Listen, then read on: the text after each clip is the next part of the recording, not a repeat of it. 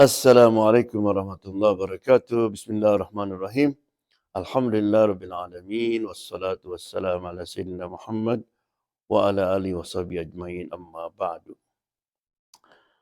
So alhamdulillah kita masih diberikan kesempatan hidup oleh Allah Subhanahu wa taala sampai ke saat-saat yang penting iaitu malam nisfu Syaban.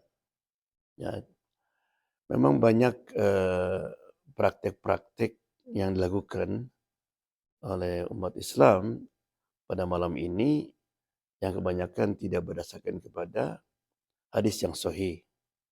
Kalau kadang-kadang maudhu atau dhaif. Ya. Tapi ada hadis yang sahih yang disahihkan oleh Albani yang diriwayatkan oleh Ibnu Majah dari Abu Al-Asy'ari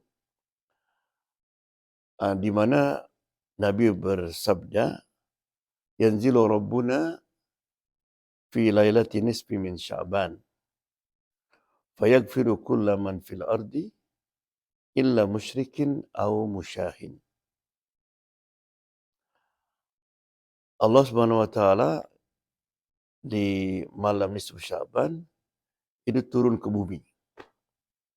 Dan Allah memaafkan semua yang ada di bumi ini kecuali orang yang berbuat syirik dan orang yang mempunyai perasaan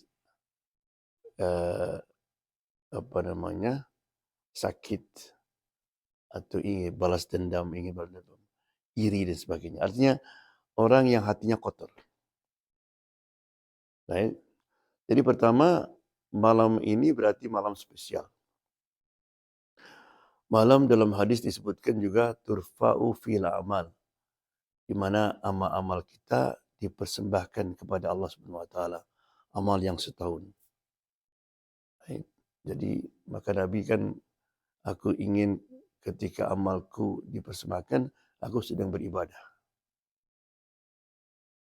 Yang kedua berarti ini adalah suatu pemberian spesial dari Allah Subhanahu wa taala.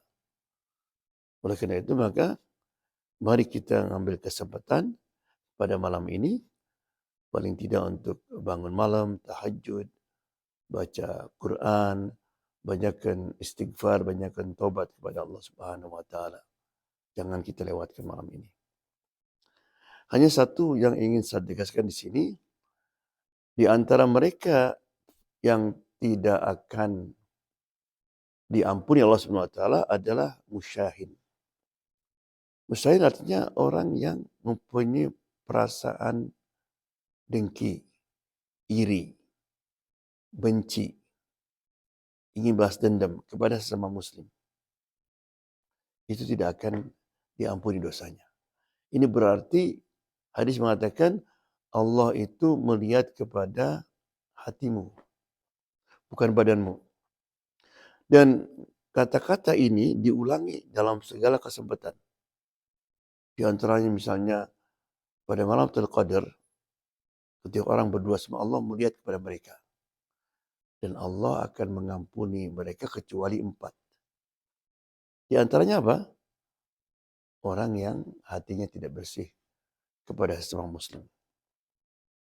Oleh karena itu maka jangan sampai kita sudah berdoa, berzikir, salat, sedekah sebagainya, oleh Allah enggak diterima. Kenapa? Karena itu. Bayangkan coba. Oleh karena itu Nabi pernah suatu hari mau salat maghrib memberikan pengumuman. Sebentar lagi ada orang di antara orang yang akan menjadi penghuni surga. Akan masuk. Tiba-tiba orang semua lihat ke pintu. Ternyata orang Ansor wajahnya masih basah dari wudu. Berarti dia paling terakhir masuk. Hari berikutnya begitu. Malam berikutnya. Malam ketiga juga begitu.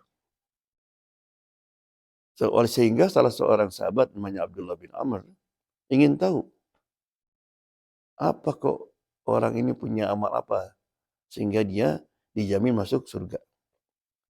Maka dia ikuti dia dengan pura-pura bahwa saya ini ada masalah dengan ayah saya, boleh saya tidur dengan kamu.